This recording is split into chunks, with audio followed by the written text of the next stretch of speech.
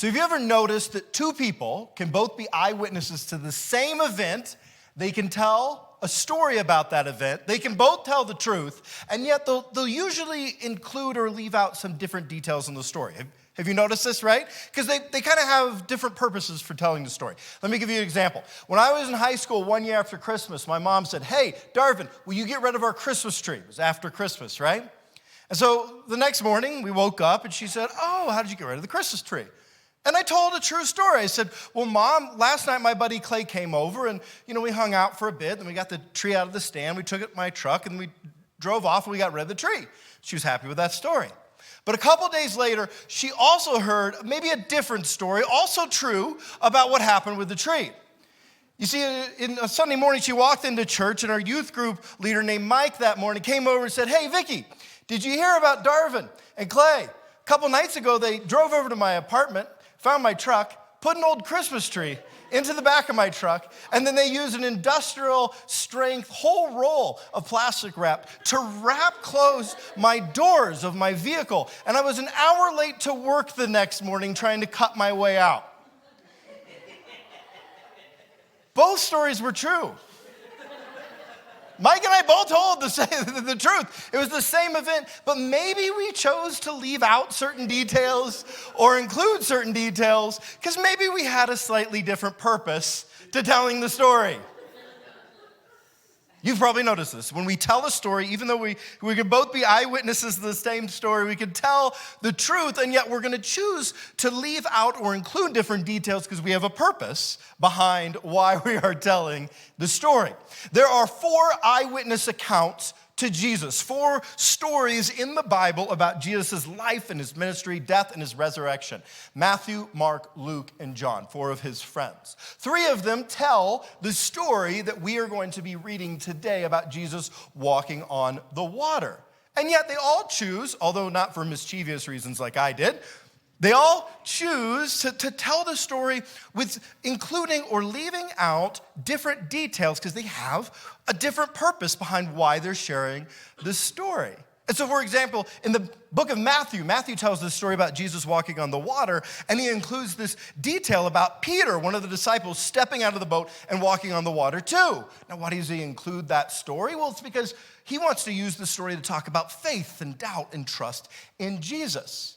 But Mark actually doesn't include that part of the story. He leaves that detail out. Now, that's kind of a fun detail. So every time I've ever heard this passage, this story taught, I've always heard the sermon go from Mark, and then they jump right over to Matthew. They talk about Peter, and they tell this great story about faith and doubt and trust, right? But the problem with that is no one ever preaches on what Mark has to say then, because we skip over to Matthew, because he includes this other detail.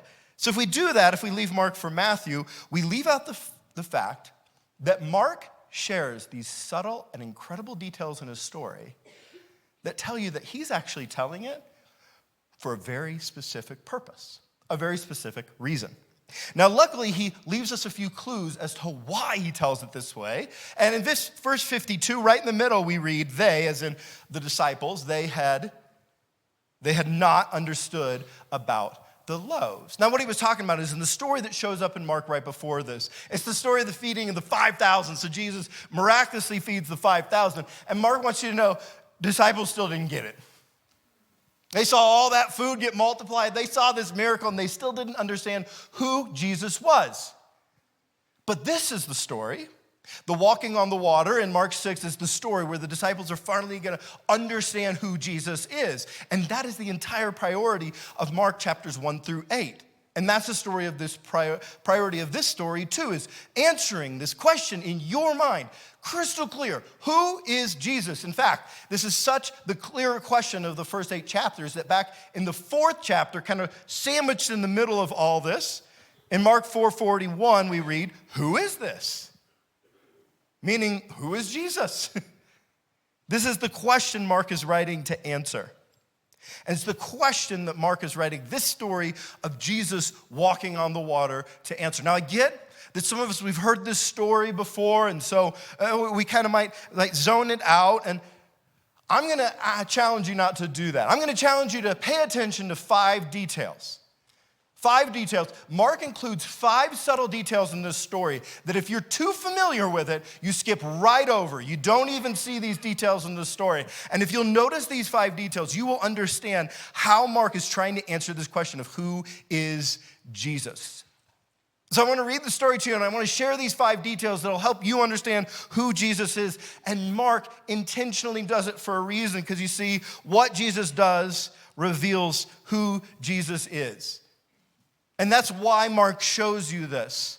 He wants to show you these 5 details because what Jesus does reveals who Jesus is over and over and over again in the Gospel of Mark. Instead of telling you who Jesus is, Mark shows you a story. And he shows you instead of tells you who Jesus is. Because what Jesus does reveals who Jesus is. And so here's the first of the 5 details. We'll start in Mark chapter 6 and verse 45. Immediately, Jesus made his disciples get into the boat and go on ahead of him to Bethsaida while he dismissed the crowd. After leaving them, he went on a mountainside to pray.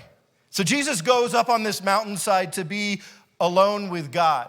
And this is supposed to remind you back to Exodus chapter 19 when Moses goes up on a mountainside to be with God, because it's kind of this first precursor to what Mark is going to be doing. He's going to be trying to get you to remember these details back in the story of the Old Testament. Guys, do you think you can bring me maybe the host mic? Oh. Sorry, guys. Maybe we can just turn it off. They didn't have these issues in the first century, did they? With all of they didn't have projectors and microphones and all of that. Thanks, guys. I appreciate it. So verse 47, we read this. Later that night, the boat was in the middle of the lake, and he was alone on land. He saw the disciples straining at the oars because the wind was against them shortly before dawn. So he saw the disciples. He saw the disciples. What do you mean he saw the disciples? You know, when I go to the eye doctor, here's what happens. They put this thing down in front of my face, right? And then there's a wall like 15, 20 feet away. Have you done this? And they go, what do you see on the wall? I'm like, I see letters. They're like, no, what letters do you see? I'm like, the best letters, right? I don't know. That's why I'm here. I need glasses, man. What are you talking about? I can't see the letters. Because I struggle to see like 15 or 20 feet away. But not Jesus, not Jesus. It's interesting the details that Mark includes. Listen to these details. Verse 46 says that Jesus was on a mountain. Verse 47 says the disciples are in the middle of the lake. The Sea of Galilee is about 8 miles wide, and so 4 miles out would be the middle of the lake. Verse 48, it says before dawn. It's before dawn, but actually in the Greek, it literally reads the fourth. And it was talking about how it was the 4th watch of the night. So it was between 3 a.m. and 6 a.m. in the morning. It's pitch black. Now, I can barely see 15 feet, even at the eye doctor, right? But not Jesus. Jesus can see. Somehow, he's on a mountain, on land, looking out, and he can see 4 miles through the dark and through the storm. Because Jesus is the same God who is everywhere. How do you see 4 miles away? How do you see? Because you're everywhere, right? By the way, well done, guys. Way to figure that out. Jesus is the same God who is everywhere. The theological term for being everywhere at once is omnipresence. Omnipresence is when you can see everywhere and be everywhere, and only God is everywhere, right? Some of our parents, we wish we could be 2 places at once. God can be everywhere at once. And in the Old Testament, it's very clear that God is omnipresent. Like Proverbs 15:3, the eyes of the Lord are in every place.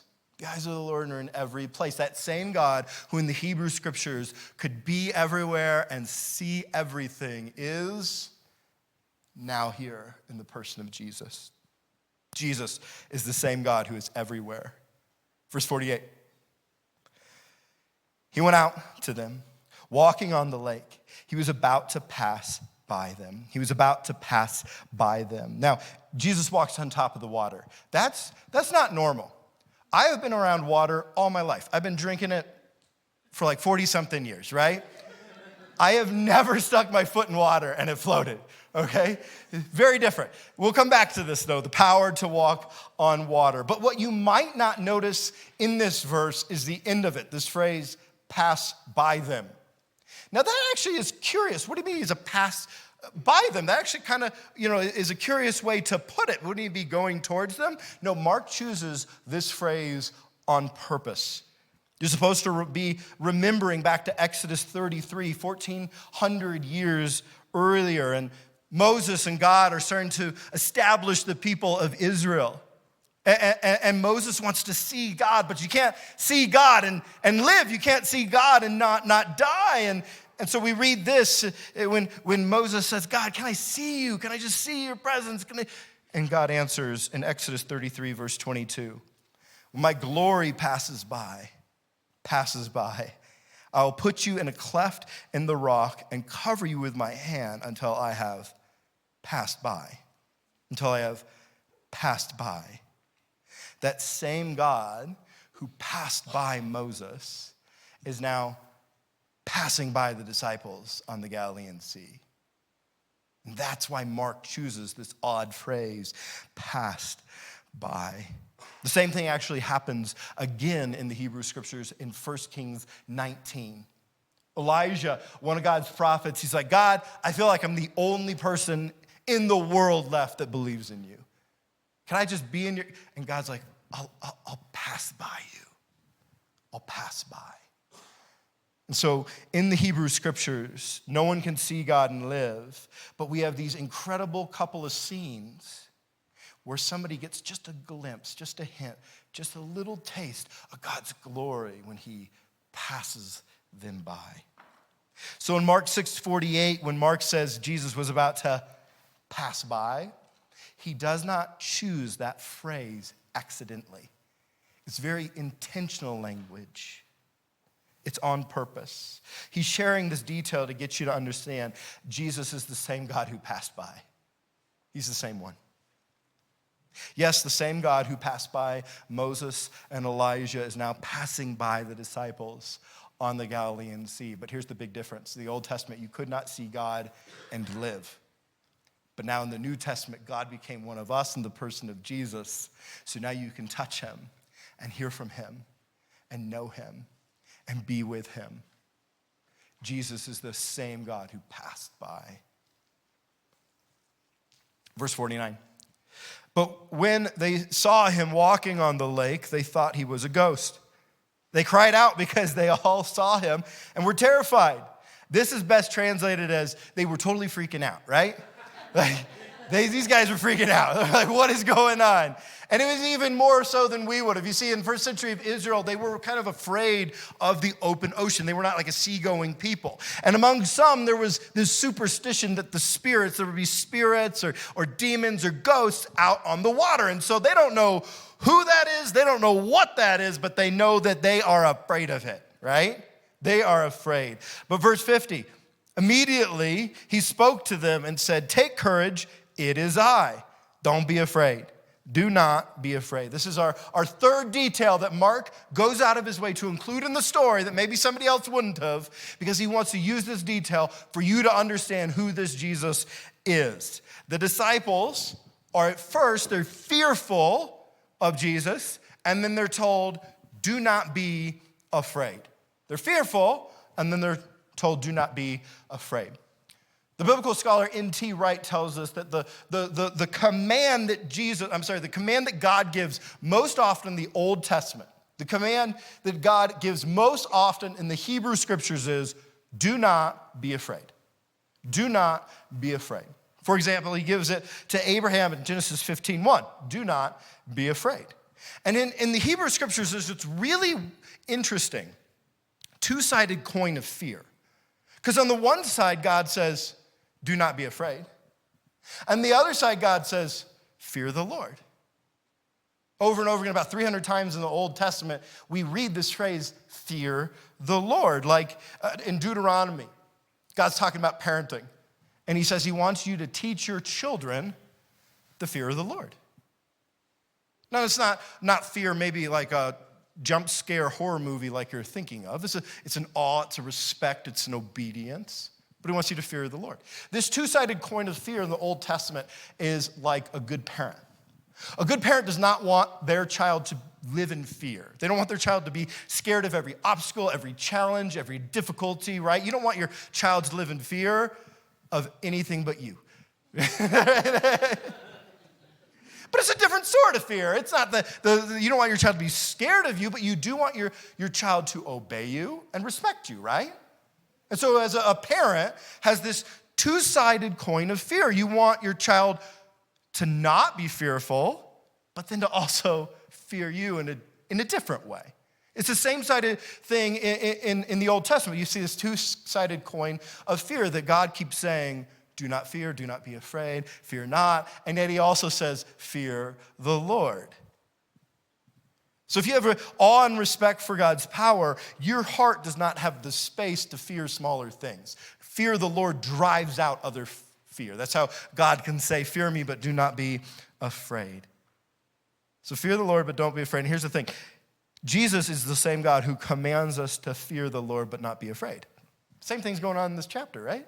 I mean, this is exactly what happens in the story. They see him at first, and what do? They fear the Lord, but then he says, do not be afraid. So it's this exact same two sides of the coin of fear that we find literally hundreds and hundreds of times in the Old Testament. Because Jesus is the same God who commands us to fear the Lord, but not be afraid.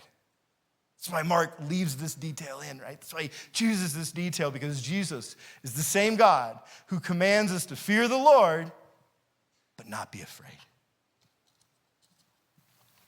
Verse 50. He spoke to them and said, take courage, it is I. Don't be afraid. It is I. It is I. Now, I want you to pay attention to this phrase, it is I. Now, in English, this phrase, how it's translated here, it doesn't sound too strange to us. Maybe kind of like a Jane Austen movie, but it doesn't sound too weird. It is I. But in the Greek, it's super weird. In the Greek, it is two words. It's ego, eimi. Ego means I, and eimi means I am. And so if you were to translate this phrase from the Greek into the English woodenly, we would read here, I am. I am. So take courage, I am. Don't be afraid. That's strange, right? Linguistically, it is unnecessary repetition to say, I am. So why did Mark do this? Why did he leave in this detail? Why did he choose to of course, Jesus is talking in Aramaic, and so he's translating to Greek. Why does Mark translate it as ego eimi, I am? Here's why. Centuries before, when the people of Israel were escaping Egypt, they're still slaves in Egypt, and they're about to escape, and God comes to Moses. Moses is out watching some sheep. He looks up one day, and one bush is burning, but it's not going anywhere. He's like, that's weird, and God is in the bush. So Moses comes up to this burning bush, and God's talking from this burning bush, and by the end, Moses figures out that God is actually asking Moses to be his person, to go to the Israelites and tell them, you're about to be rescued. He's going to be the point person for this whole Exodus thing. And Moses is like, oh, me? Oh, no. And so Moses is trying to come up with the reasons why we really shouldn't do this, right? And so one of the questions that Moses asked God is Moses like, God, but what if the people ask what your name is? What if people ask what your name is? And in Exodus 3:14, God responds, I am who I am. This is what you are to say to the Israelites. I am has sent me. I am who I am. Now this is interesting because fast forward about a millennium and you're in the 200s BC. By the 200 BC, Israel, a lot of the Israelites actually didn't live in Israel. They were dispersed across a lot of the Roman Empire, and they were more familiar with the language of Greek than Hebrew. So when they sat down with their Hebrew Bibles, it was kind of hard to understand because it wasn't their first language.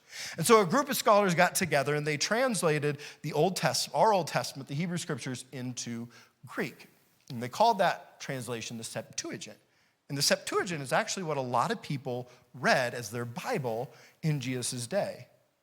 And so when the Septuagint went to translate Exodus 3:14, I am who I am, they translated it as ego eimi.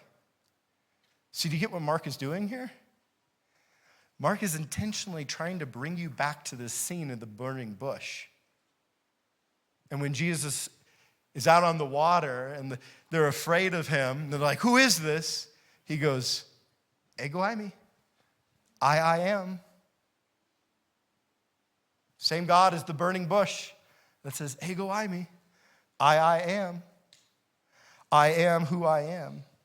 So Mark wanted his readers to know Jesus is the same God who came to Moses at the burning bush. He's the same God who came to Moses at the burning bush. Jesus is the I am who I am. Jesus is the I am. Jesus is the ego eimi. The God who rescued Israel in Exodus from Egypt, that same God who rescues the people of Israel out of Egypt. You remember this part of the story? That God, he splits the Red Sea so they can walk through. That same God is now walking on the Galilean Sea. You get it? I am who I am. Jesus is the same God who came to Moses at the burning bush. Verse 51. Then he climbed into the boat with them, and the wind died down. They were completely amazed, for they had not understood about the loaves. Their hearts were hardened. This is the whole point of the story. Jesus had fed the 5,000 and his disciples, they still didn't understand who he was. They still didn't get it. But this is the tipping point. As Mark tells his story of Jesus' life, this is the tipping point where the disciples start to figure it out, where they start to actually understand who Jesus really is, that he's not just some another teacher. He isn't just a political figure. He's actually the God of the universe. So now as Jesus walks on the water, the disciples know who he is. And this is the whole point of the story, is that the same thing that's happening in the disciples as they watch this is what Mark wants to happen in you. He wants you to read this story and figure out who Jesus is. That's the only point. Verse 53. When they had crossed over, they landed at Gennesaret and anchored there. As soon as they got out of the boat, people recognized Jesus.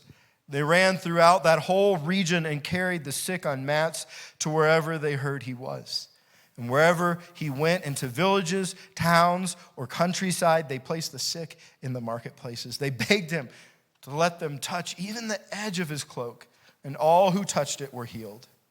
So why does Mark choose to include this last little paragraph? It seems kind of disconnected to the previous part of the story. It's not. Does it for a purpose, just like everything else. This is the fifth detail, right? He wants you to see that Jesus has power.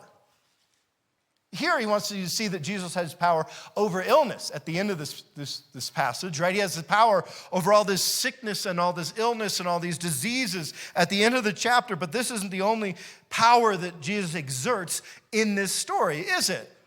I mean, verse 51 that we just read, it tells us that the wind died down. Just a few chapters before, we saw Jesus calm the storm. He has power over nature, so he has power over illness. He has power over nature. He just walked on water. Like I said a bit ago, that's not normal. It's never happened to me that I just walk on the water, right? Like every time I've walked into water, I just sink, okay? Because he has power over the laws of physics. Now, if somebody has power over illness, nature, and the law of physics, they probably have power over everything, don't they? But this is not the first time we read about someone who has power over everything walking on water in the Bible. In the Old Testament, in the book of Job, the oldest book of the Old Testament, we read this about God, Job 9:8. He alone stretches out the heavens and treads on the waves of the sea. He alone stretches out the heavens and treads on the waves of the sea. God alone has power over the heavens and the earth. So much power that he can just walk on the waves of the sea. And Jesus, what do we see him doing in this story? He's walking on the waves of the sea. So what does that tell us about who Jesus is? How does that help us answer this big question, this purpose for which Mark is writing? Well, the same God who has power over everything is Jesus. Jesus is that same God. Now, in theology, we call this God's omnipotence. And in the Hebrew scriptures, we meet this God who has power over all things, even the power to walk on water. And now in Mark 6, we are meeting this Jesus who has power over illness, who has power over nature, who has power over the laws of physics, who has even the power, as Job says, to walk on water. Because Jesus is the same God who has power over everything, has power over everything. Isn't this fascinating how Mark chooses to tell this story? Are you picking up what he's putting down? Mark goes out of his way to include certain details and leave other details out because he wants to convince you of something by the end. He wants to answer once and for all this huge question in your mind of who is Jesus.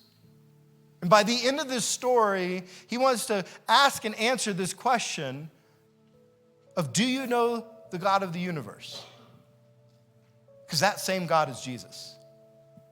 That same God is Jesus. Jesus is the same God who is everywhere. Jesus is the same God who passed by Moses and Elijah. Jesus is the same God who says, fear the Lord, but do not fear. Jesus is the same God who came to Moses in the burning bush. Jesus is the same God who has power over everything. Do you know the God of the universe? Because Jesus is that same God. It's fascinating how Mark chooses to tell this story and the details he includes. You see, other gospel writers like John will just come out and tell you, Jesus is God. He tells you, but Mark wants to show you. So he just has a different purpose behind what he's choosing to include in this story. And over again, these 5 details he includes, it wants to convince you that Jesus is that same God. He is that same God. You know, a 2022 study of American adults found that most American adults believe that Jesus was a great teacher, but is not God. And Mark wants to convince you that he is. Mark wants to convince you that we've got it wrong. The story of Jesus walking on water, this story is the story in the Gospel of Mark that convinced the disciples to go from questioning Jesus to confessing Jesus. Went from fear to faith. Because Mark wants to do the same thing in you through this story. That if you're in a place where you're questioning Jesus, he wants you to confess him as Lord. If you're in the same place that you're going through fear, he wants you to not be afraid, but have faith. Do you know the God of the universe? Jesus is that same God. Jesus was not just a messenger sent by God. Jesus was not just a teacher sent by the creator of the universe. He is the creator of the universe. That same God who split the Red Sea for the Israelites to walk through was walking on water in front of the disciples. Jesus is that same God. Jesus is. His name is Jesus, but his name is Yahweh. His name is Jesus, but his name is Adonai. His name is Jesus, but his name is Jehovah Jireh. His name is Jesus, but his name is El Shaddai. His name is Jesus, but his name is creator of everything and all things ever. The question is, do you know the God of the universe? Because Jesus is that exact same God.